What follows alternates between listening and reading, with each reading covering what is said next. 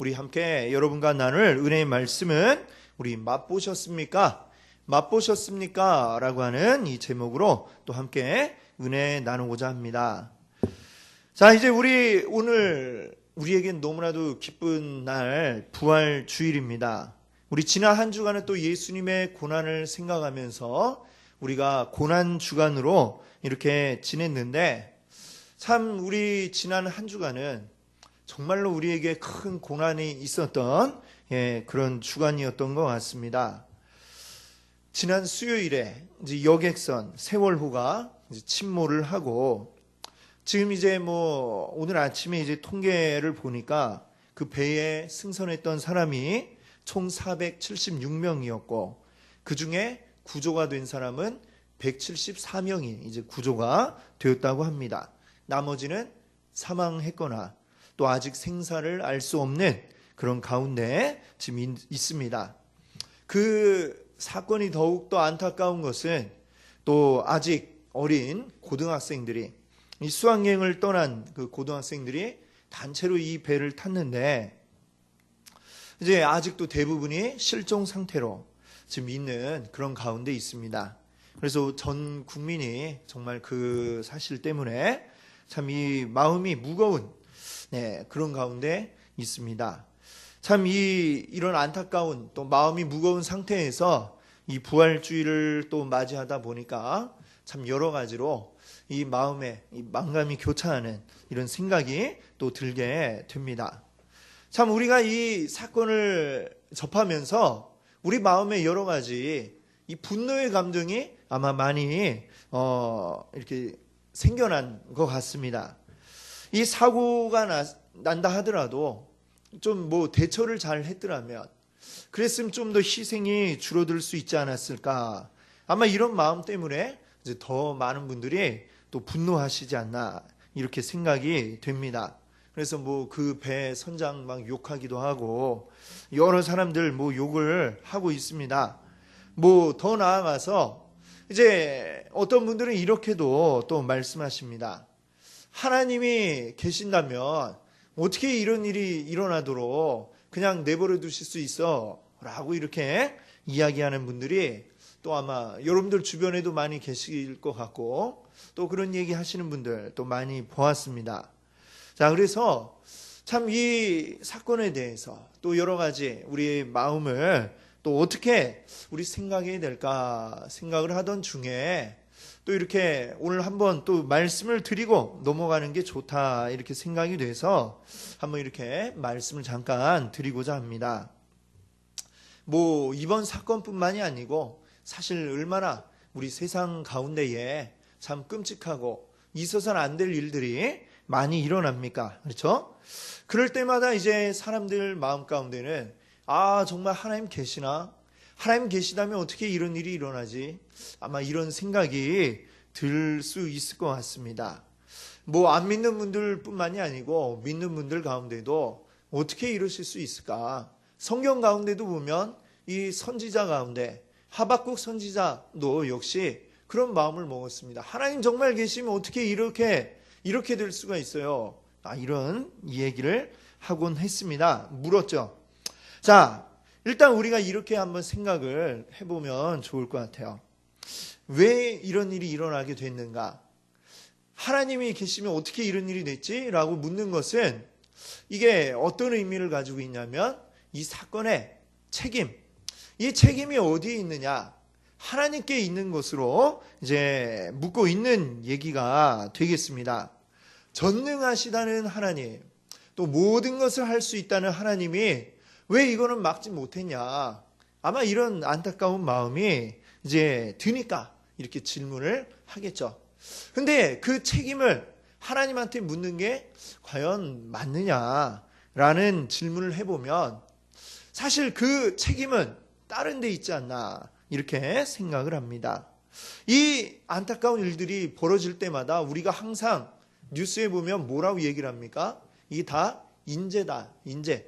사람이 만들어낸 이런 재앙이다라고 이렇게 이야기를 하고 있지 않습니까?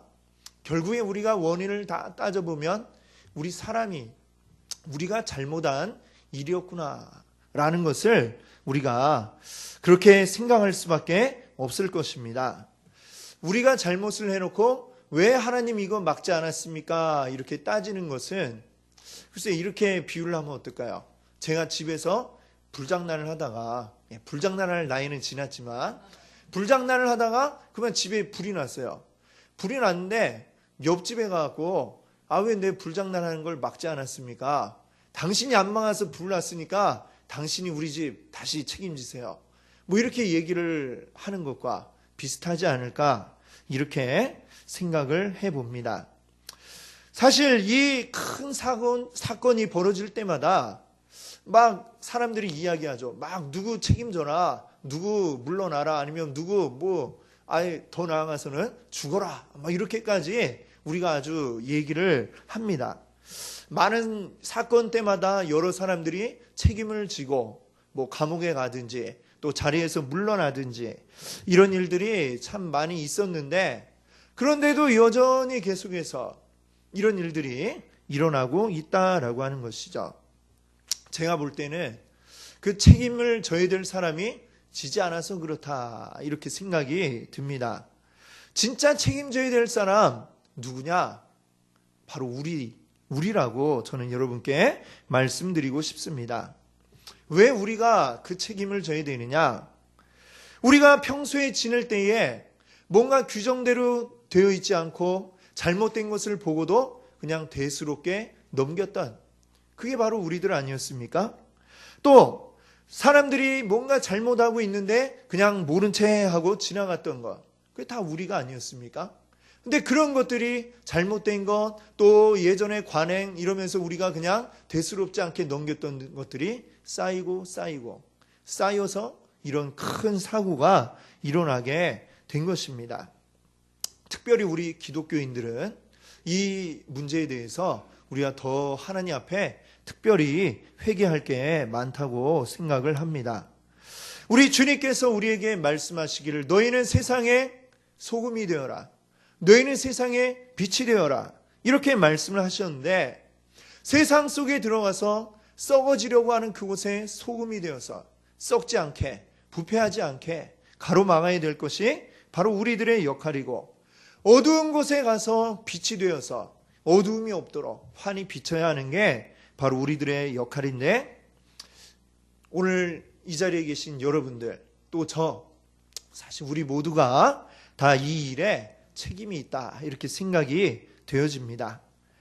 우리의 이 책임 때문에 참 안타까운 목숨들이 하늘로 떠나간 것을 우리가 먼저 회개할 수 있기를 바랍니다. 우리가 누구를 욕하고 누구 책임져라 이렇게 하기 전에 우리가 먼저 하나님 앞에 회개하고 우리가 먼저 이 세상 가운데 빛이 되고 소금이 되기를 우리가 애쓸 수 있는, 그래서 우리가 다시 책임질 일이 우리에게 생기지 않기를 우리가 소망하면서 또한 기도할 수 있는 여러분들 되시기를 바랍니다.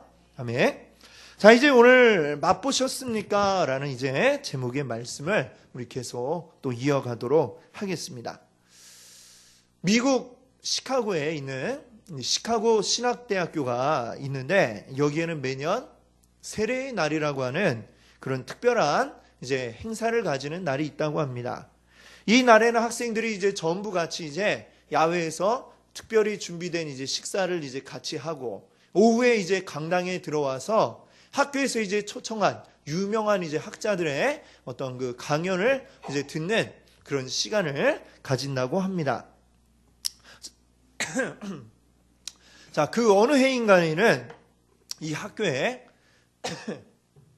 어떤 강사가 왔냐면은 폴 틸리라고 하는 아주 유명한 신학 박사가 이제 강사로 초청이 되어 왔습니다.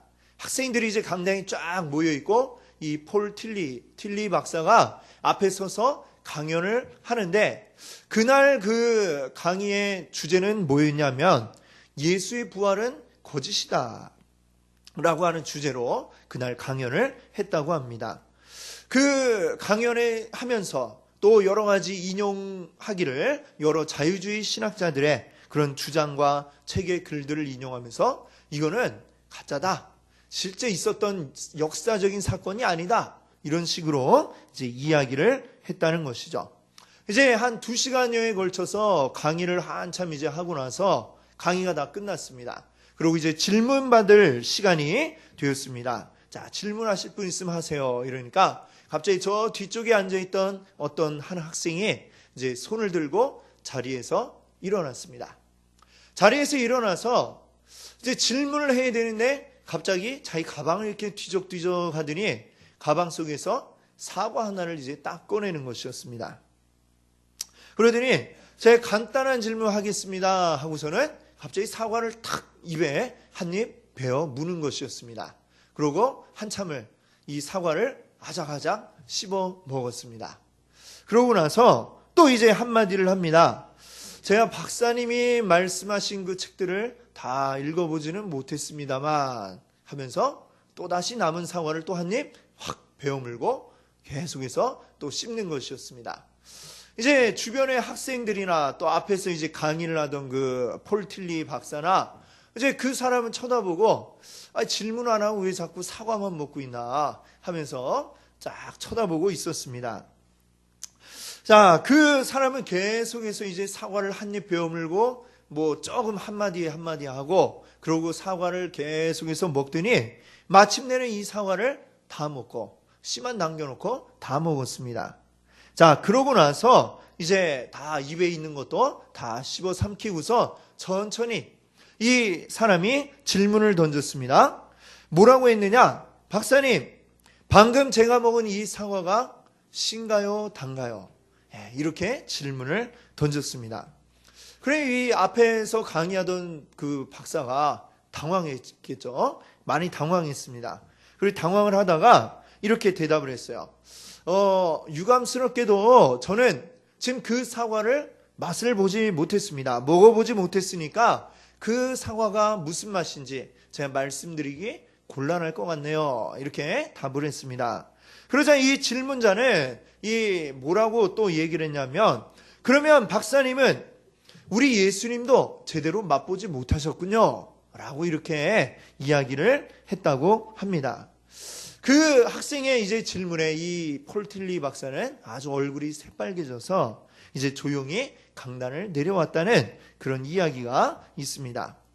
여러분, 아무리 공부를 많이 하고 연구를 많이 한 그런 신학 박사라고 할지라도 예수님을 만난 이 체험을 하지 못한 사람은 예수님의 부활을 믿을 수가 없는 것입니다.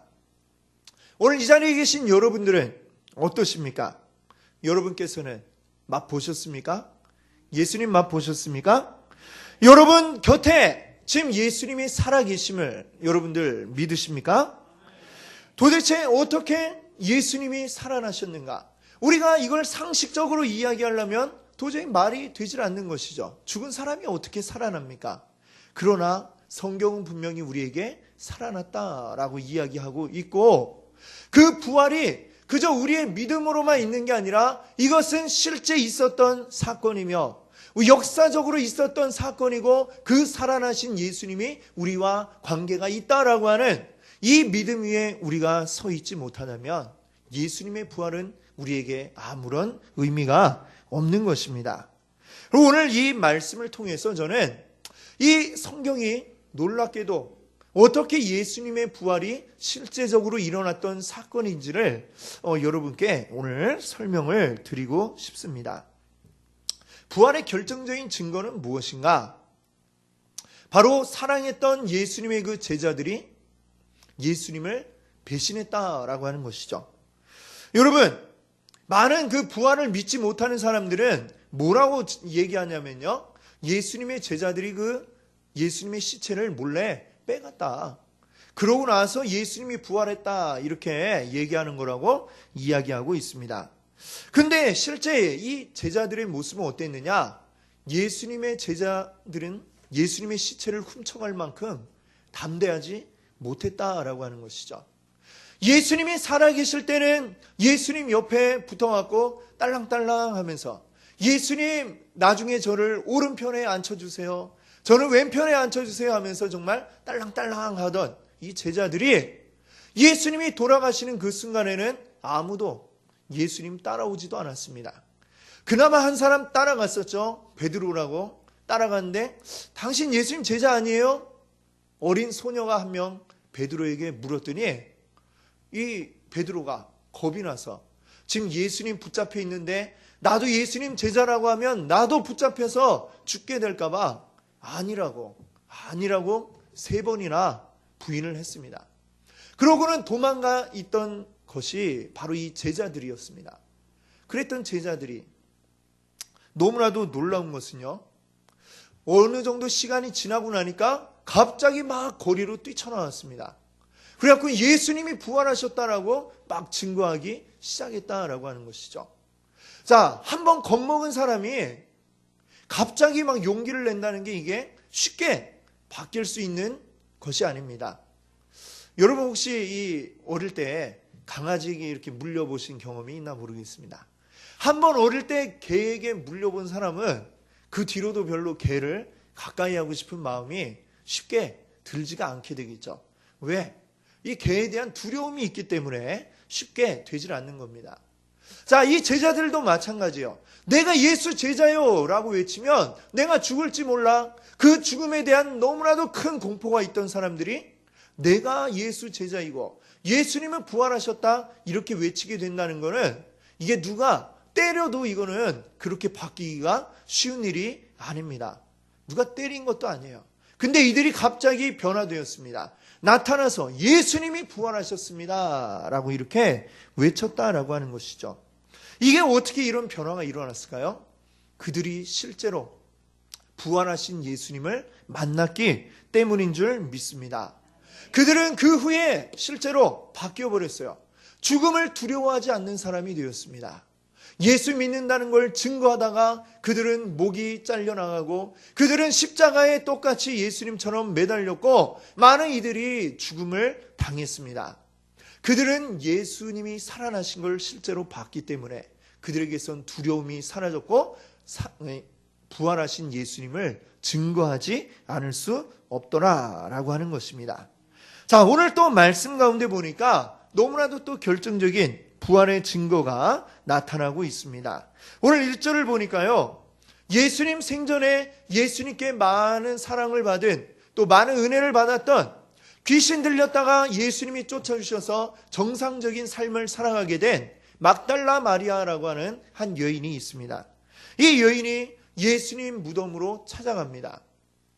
예수님이 나에게 그래도 많은 은혜 베풀어 주셨는데 내가 죽으신 예수님 시신에 이 향유라도 발라드려야 되겠다. 이 마음을 가지고 새벽 일찍 이 무덤을 향하여 갔습니다. 갔는데 그 무덤의 문이 활짝 열려져 있었던 것이죠. 자, 이 유대의 무덤은 우리나라 무덤하고는 좀 이 구조 자체가 많이 다릅니다. 우리나라는 죽으면 시신을 땅에다가 묻고 위에 흙을 이렇게 쭉 덮어놓죠. 근데 유대의 무덤은 어떻게 생겼냐면 유대의 산은 이 주로 바위 산이 많은데 이 바위가 또 구멍이 많이 나 있습니다. 그리고 동굴이 많이 있습니다. 그리고 이 동굴에다가 그냥 시신을 그대로 갖다 넣어놓고 이제 뭐 들짐승이나 이런 것들이 이제 해하지 못하도록 이제 막아놓는 이런 식으로 이제 무덤을 만들게 됩니다. 근데 이 무덤이 그 앞에는 매우 큰 돌이 막혀져 있었다라고 합니다. 왜? 예수님의 무덤은 왜 이렇게 큰 돌로 막았느냐? 사실 예수님이 살아계실 때 여러 번 제자들에게 하신 말씀이 마태복음 16장 21절에 보면 이런 말씀이 있습니다. 예수 그리스도께서 자기가 예루살렘에 올라가 장로들과 대제사장들과 서기관들에게 많은 고난을 받고 죽임을 당하고 제3일에 살아나야 할 것을 제자들에게 비로소 나타내시니. 아멘. 그렇습니다. 자, 예수님이 내가 장차 어떻게 될 것인가 살아생전에 여러 차례 제자들에게 이렇게 말씀하셨습니다. 내가 잡혀가서 고난을 당하고 그러다가 죽어서 사흘 만에 살아나리라. 이 말씀을 누누이 해오셨는데 놀라운 것은 이 제자들은 아무도 그 말씀을 기억하지 못했다라고 하는 것이죠. 더 놀라운 것은 이 말을 누가 기억하고 있었느냐? 예수를 잡아 죽였던 그 제사장들, 이 제사장들은 예수님의 말 하나하나를 다 기억하고 있었습니다.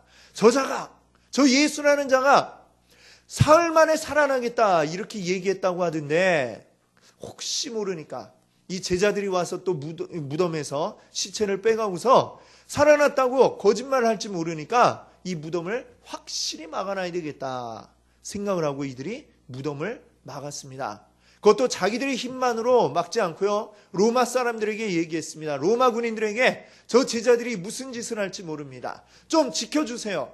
그래서 큰 돌을 굴려다가 무덤을 막아놓았습니다. 혹시라도 누가 이 무덤을 또 움직이면, 이 돌 움직이면 표가 나도록 이 돌에다가 봉인을 해놨습니다. 함부로 누가 열지 못하도록 봉인을 했습니다. 그뿐만 아니라 아주 튼튼한 훈련된 로마 군사들이 그 앞에서 보초를 서게 했습니다. 자, 로마 군인들, 그 당시엔 세계 최강의 군인들이죠. 세계 최강의 군인들이 보초를 서고 있고, 그 돌은 크게 함부로 움직이기도 쉽지 않도록 큰 돌을 갖다 막아놨고, 누가 손이라도 대면 바로 표시가 나도록 봉인을 해놨습니다. 이거를 누가 가서 움직일 수가 있겠습니까? 지금 무서워서 집에 콕 처박혀 있는 제자들이 그렇게 하겠습니까? 제자들이 가서 로마 군인들이 지키고 있네, 딱 보고서 당황하지 않고 뒤로 다가가서 몰래 이 군사들을 제거하고 무슨 특공대 같이 그렇게 해갖고 빼가겠습니까? 그런 일은 절대로 있을 수가 없는 일이죠. 자, 근데 그 안식 첫날, 바로 예수님이 십자가 지시고 사흘째 되시는 날 새벽, 이 막달라 마리아가 그 무덤을 향해 갔을 때에 어떤 일이 벌어졌습니까? 이 막혀있던 돌이 치워져 있더라라고 하는 것입니다. 그리고 그 무덤 안에는 예수님의 시신이 없더라. 이게 바로 막달라 마리아가 보았던 그러한 장면이었습니다. 자, 어떻게 이런 일이 일어날 수 있겠습니까? 절대로 누군가가 사람이 해서는 할 수 없는 이런 일들이 일어나게 된 것입니다. 바로 이것이야말로 예수 그리스도가 살아나셨다는 바로 그러한 증거가 아니겠습니까? 자, 증거는 또 하나 있습니다. 예수님이 부활하신 그 무덤 보았더니 예수님의 시체가 놓여있던 그 자리에 예수님은 없고요, 뭐만 놓여 있었느냐? 세마포와 머리를 쌌던 수건이 거기에 놓여 있더라라고 이렇게 이야기하고 있습니다. 이 세마포라고 하는 것은 이제 아주 좋은 그런 옷감이 되겠습니다. 그 당시엔 사람이 죽을 때 입는 수의로 이 좋은 옷감을 사용을 했던 것이죠. 예수님이 죽었을 때에 그 세마포를 덮어서 수의로 하였던 것입니다. 그리고 그 머리에는 수건을 또 동여매 놨습니다. 자, 그런데 보니까 그 세마포가 그대로 있고 수건이 또 그대로 있더라. 이게 뭘 의미할까요? 만약에 제자들이 와서 그 시체를 훔쳐갔다. 시체를 훔쳐가는 것도 참 이게 간이 커야 될 일입니다만, 자, 근데 그걸 훔쳐가는데 사람만 데리고 가고 옷은 벗겨놓고 그냥 간다. 이 상식적으로 그러기는 불가능하겠죠. 굳이 그럴 이유가 있겠습니까? 가져가면 다 가져가야지. 그럴 이유가 없는 것이죠. 자, 그리고 또 혹시 그랬다 하더라도 세마포 벗겨놓고 그리고 수건도 풀어서 내려놓고 할 때에, 그럼 마지막으로 이걸 딱 정리를 한다 그러면 같이 폭에서 던져놓든지 구석에 놓든지 하지, 그게 따로따로 있더라. 무슨 얘기입니까? 예수님이 그대로 부활하시고 옷과 그리고 머리에 쌌던 그 수건은 그대로 그 자리에 있은 채 이 예수님 부활하신 새로운 몸으로 살아나셨다라고 하는 것을 이야기하는 것이죠. 나중에 예수님이 이 제자들에게 나타나실 때에 문을 다 잠가놓고 집이 문도 잠가놓고 완전히 밀폐되어 있는데 예수님이 갑자기 스르륵 나타나시지 않았습니까? 부활하신 지금과 같은 이러한 육신이 아니라 새로운 몸으로 예수님이 그 자리에 오셨던 것이고, 부활하실 때도 역시 그렇게 부활하셔서 그 옷들이 예수님을 감쌌던 이 수의가 그대로 그 자리에 머물러 있게 되었음을 오늘 말씀이 이야기하고 있는 줄 믿습니다. 자, 이렇게 우리는 오늘 이 예수님이 부활하신 새벽, 그 새벽에 그 장면을 봤던, 예수님의 텅 빈 무덤을 봤던 막달라 마리아의 그 시선을 통해서 예수님의 부활은, 이것은 그저 우리 마음속에만 있는 부활이 아니요 실제로 일어났던 역사적인 사건임을 우리가 살펴봤습니다. 죽은 사람이 살아난다, 이거 참 믿기 어려운 일이지만 우리 예수님은 우리가 생각하는 모든 상상할 수 있는 그것을 뛰어넘는 그러한 분이신 줄 믿습니다. 예수님은 살아나셨고 예수님은 부활하셨습니다. 믿으십니까? 자, 이제 우리 예수님의 부활을 믿는다면 믿는 우리들에게 예수님의 그 부활을 믿는 자다운, 부활이 우리 가운데 다가와서 우리를 변화시키는 그러한 삶을 살아가야 할 줄로 믿습니다. 예수님의 부활이 우리의 삶을 지배하고 있어야 하는 것입니다. 오늘 말씀을 보십시오. 예수님은 가장 가까운, 예수님이 믿고 데리고 다녔던, 신뢰했던 그 제자들에게 배신을 당하시고 그렇게 하셨지만 그럼에도 불구하고 예수님은 살아나셨습니다. 예수님을 또 세상 권력자들이 다시 살아나지 못하도록 꽁꽁 묶어놓고 큰 돌로 막아놓고 보초를 세워서 망을 보게 했지만 그래도 우리 예수님은 살아나셨습니다. 예수님은 또한 그 수위를 잊고 죽음이라는 권세가 짓누르고 있었지만 우리 주님은 다시금 살아나신 줄로 믿습니다. 아멘. 예수님의 부활을 그 어느 것도 가로막을 수 없었다는 것입니다. 자, 부활이 이제 우리에게 왔습니다. 부활이 우리에게 왔는데 우리에게 능치 못할 일이 무엇이 있겠습니까? 세상, 내가 믿었던 사람들이 나를 배신했어. 세상에 믿을 사람 하나 없어. 이러면서 시리에 빠져서 우리가 실망하고 있을 이유가 없는 것입니다. 또 세상 권세 앞에 나는 아무 힘도 없고 나는 아무 빽도 없어. 이러면서 실망하고 있을 이유도 우리에게 없는 것입니다. 죽음도 우리를 가두지 못하는데 이 세상 무엇이 우리를 두렵게 하고 우리를 힘들게 만들 수 있겠습니까? 부활하신 주님이 우리 가운데 계신데 우리에게 능치 못할 일이 없는 줄 믿습니다. 아멘. 여러분, 코브라 아시죠? 코브라. 아주 무서운 뱀입니다. 혀를 낼름낼름 하면서 아주 한번 딱 물면 물린 사람은 즉시 죽게 되는 아주 무서운 독을 가진 짐승입니다. 자, 이 독은 사람뿐만 아니라 모든 짐승들에게 아주 치명적인 그런 독입니다. 물리면 그냥 즉시 죽게 되는 독이죠. 근데 이 코브라에게 천적이 하나 있습니다. 천적이 뭐냐? 바로 망구스라고 하는 동물입니다. 이 망구스는 코브라를 전혀 무서워하지 않고 오히려 코브라를 잡아먹는 그런 동물이라고 합니다. 자, 이 망구스는 어떻게 코브라를 두려워하지 않을 수 있을까요? 그 이유가 뭘까요? 코브라보다 빨라서? 네, 아닙니다. 뭐냐면 물려도 이 망구스는 죽지 않기 때문입니다. 이 망구스에게는 아주 특별한 효소가 있어서 이 코브라의 독을 분해를 해낸다고 합니다. 물려도 그래서 죽지를 않는다는 것이죠. 그러니까 전혀 두려워하지 않고 코브라와 같은 무서운 짐승도 잡아먹는 그런 짐승이 될 수가 있었다는 것이죠. 사랑하는 우리 성도 여러분, 우리 안에는 예수의 부활의 생명이 우리 안에 있는 줄 믿습니다. 아멘. 주님의 그 보혈이 우리 안에 흐르고 있습니다. 우리에게 이 세상 어떤 악한 독이 우리 가운데 들어온다 할지라도 그것을 다 분해해낼 수 있는 그 예수의 보혈이 우리 안에 들어와 있다는 이야기입니다. 세상에 어떤 것이 나를 괴롭히려고 해도, 세상 어떤 권력이 나를 짓누르려고 해도 우리는 그것에 굴하지 않을 힘이 이미 우리 속에 들어와 있다는 것입니다.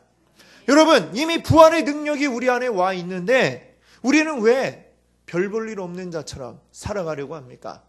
우리는 왜 계속해서 세상 권력 앞에 짓눌리려고 하고 가까운 사람들의 배신에 마음 아파하고 그렇게 살아가려고만 하느냐라고 하는 것입니다.